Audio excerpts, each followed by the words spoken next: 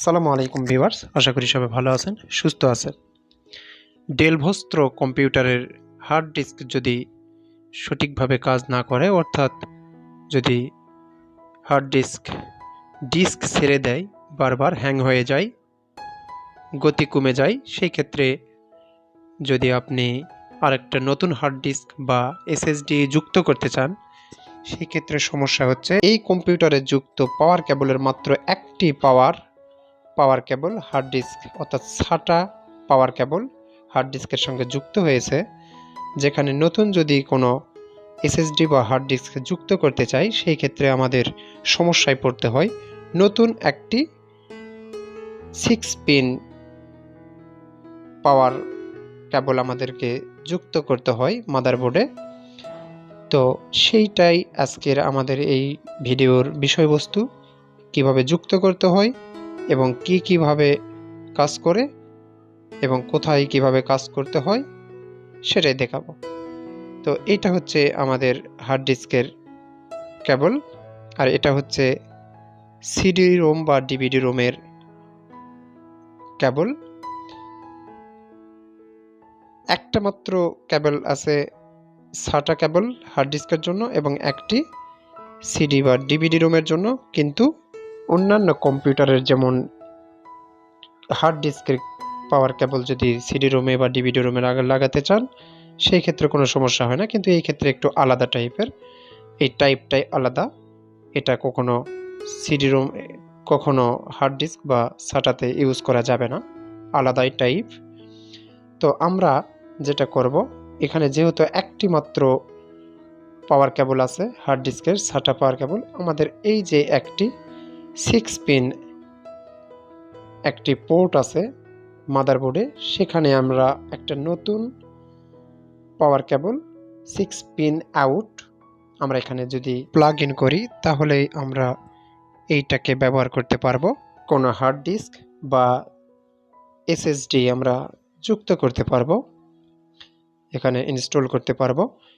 এইটা আমি কিনেছি, যেহেতু এক্সট্রা কোনো আমাদের পাওয়ার কেবল নাই, সেই জন্য আমি এটা কিনেছি। এটা 6 পিন, কিন্তু এখানে 6 পিনের মধ্যে একটি পিন আপনারা যদি নতুন কিনেন, সেই ক্ষেত্রে একটি পিন কাজ করবে না, একটি পিন থাকবে না, 5 পিন থাকবে। কিন্তু অরিজিনাল যেটা মাদারবোর্ডে লাগানো আছে সেটা কিন্তু 6 পিনই থাকে, এটাতে 6 পিনই আছে। তো এটা আমি মাদারবোর্ডে লাগিয়ে নিব। 6 পিনের যে একটি স্লট আছে, সেখানে আমি এটা ইনসার্ট করব। এই পাওয়ার কেবলে দুইটি সাটা পাওয়ার কানেক্টর আছে, আমরা সর্বোচ্চ দুইটি ডিভাইস যুক্ত করতে পারবো। আর একটি হচ্ছে সিডি বা ডিভিডি রোম, এটা হচ্ছে অরিজিনাল লালটা যেটা, সেটা হচ্ছে অরিজিনাল, এটা হচ্ছে ডিভিডি রুমে লাগানোই ছিল। আর আমার এইটা হচ্ছে নতুন যেটা কেনা হয়েছে সেইটা। যদি কখনো প্রয়োজন পড়ে, সেই ক্ষেত্রে আমরা এটাকে চেঞ্জ করে ওটা লাগিয়ে নিতে পারবো। মনে রাখবেন যে যেটা কিনবেন নতুন, সেটাতে একটি পিন থাকবে না, 5টি পিন থাকবে। ঘাবড়ানোর কিছু নেই, এখানে 5টি পিন আপনারা দেখতে পাচ্ছেন। আমি এখন অরিজিনালটা খুলে দেখাচ্ছি। অরিজিনালটাতে কিন্তু 6টি পিনই দেখাবে, এই যে দেখেন, এই যে দেখুন, এখানে 6টি পিনই দেখাচ্ছে। কিন্তু নতুন যেটা কিনেছি সেটাতে কিন্তু 5টি পিন দেখাচ্ছে। 6টি পিনের স্লট, বাট 5টি পিনে অ্যালুমিনিয়াম আছে আর বাকিটাতে নেই।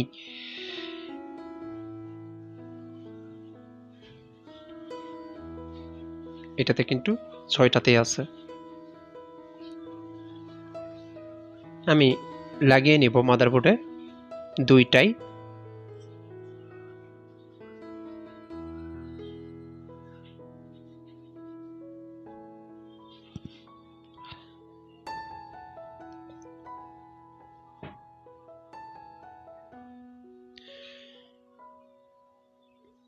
নতুন যেটা সেটা লাগিয়ে নিচ্ছি, যেটা স্লট ফাঁকা আছে মাদারবোর্ডে সেটা।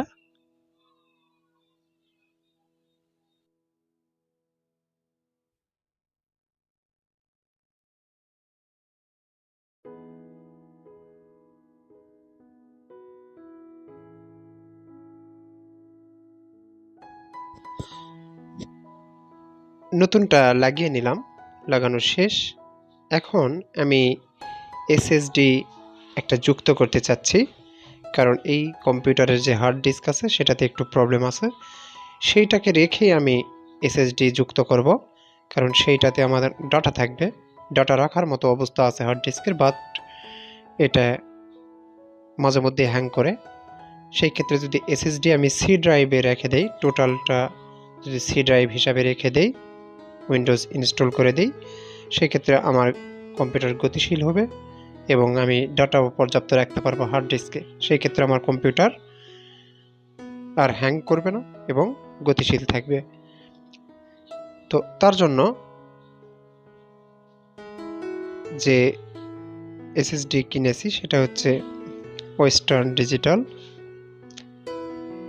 এটা আমি ইনস্টল করব কম্পিউটারে।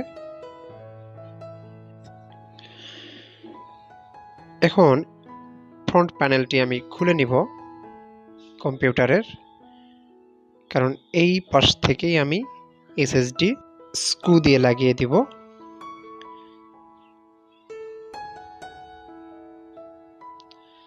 আমি এখানেও লাগিয়ে নিতে পারবো, সেক্ষেত্রে একটু কষ্ট হবে। একবার যদি পাওয়ার কেবল এবং সিগন্যাল কেবল অর্থাৎ ডাটা কেবল যদি লাগিয়ে নিতে পারি তাহলে হবে। আর এখানে হচ্ছে সবচেয়ে নিরাপদ, এইখানে আমি এখানে দুইভাবে লাগিয়ে নিতে পারবো। একটা হচ্ছে আমরা এইভাবে লাগিয়ে নিতে পারবো এবং আমরা এখানে দুইটা স্ক্রু লাগানোর অপশান আছে, আপনারা দেখুন। এই পাশটাও লাগিয়ে নিতে পারবো এবং এইভাবেও লাগিয়ে নিতে পারবো। আমি এইভাবেই লাগাবো, এখানে আমার সুবিধা হবে। সেই ক্ষেত্রে ডাটা কেবল এবং পাওয়ার কেবল লাগিয়ে নিতে সুবিধা হবে, কারণ এটা তো বারবার আমাদের নাড়াচাড়া করতে হচ্ছে না, যার কারণে কোনো সমস্যা হবে না। তো স্ক্রু দিয়ে আমি লাগিয়ে নেব। এই জন্য এইরকম দুইটা ছোট ছোট স্ক্রু আমরা কালেক্ট করব, যাতে করে এই পোর্টে যেন ভালোভাবে ঢুকে যায়।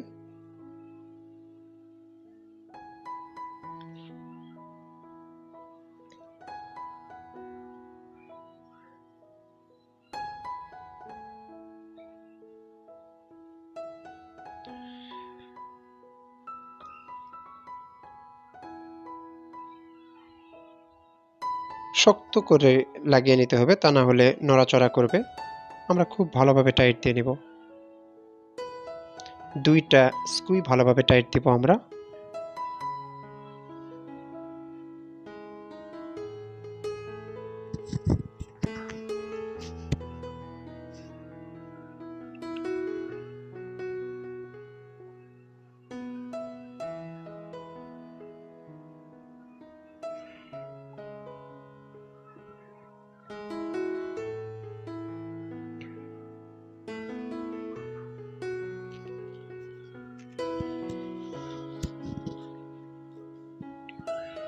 খুব ভালোভাবে টাইট দিয়ে নিয়েছি। তো এইভাবে যদি লাগিয়ে নেন আপনারা, সেই ক্ষেত্রে ভালোভাবে টাইট দিবেন, এই বিষয়টা নিশ্চিত হবেন, যাতে করে পরে নড়াচড়া না করে। সেই ক্ষেত্রে আবার সমস্যা হতে পারে, উইন্ডোজ ছেড়ে দিবে বা নো বুটেবল ডিভাইস এইরকম এরর আসবে।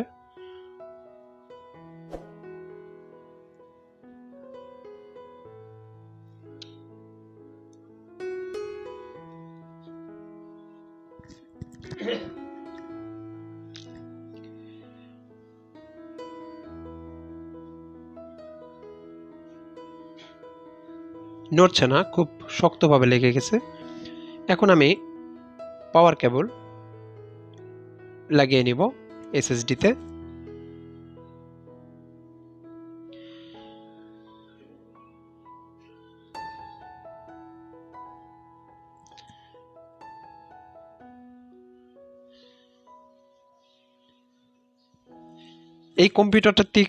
এই কম্পিউটারটিতে কিন্তু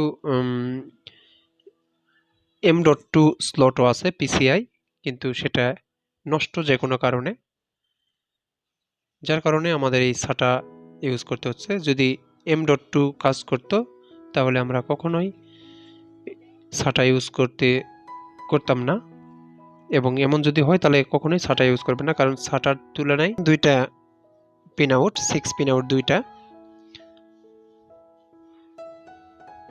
আর একটু ভালো করে দেখাই, এখানে দেখতে পাচ্ছেন দুইটা,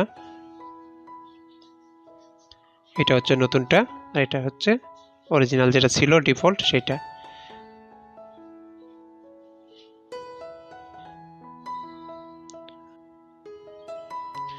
ফ্রন্ট প্যানেলটি লাগিয়ে নিব। ফ্রন্ট প্যানেলের কাজ শেষ। তারপর আমি উইন্ডোজ ইনস্টলেশন প্রক্রিয়া যাব, বুট মেনুস বায়োস সেট আপ করবো এবং উইন্ডোজ ইনস্টল দিব।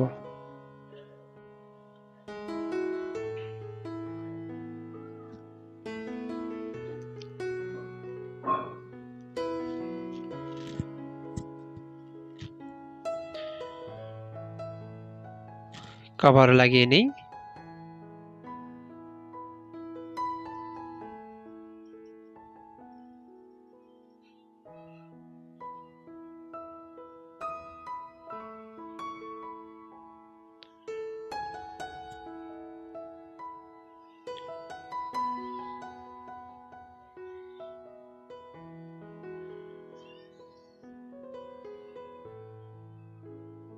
আমার SATA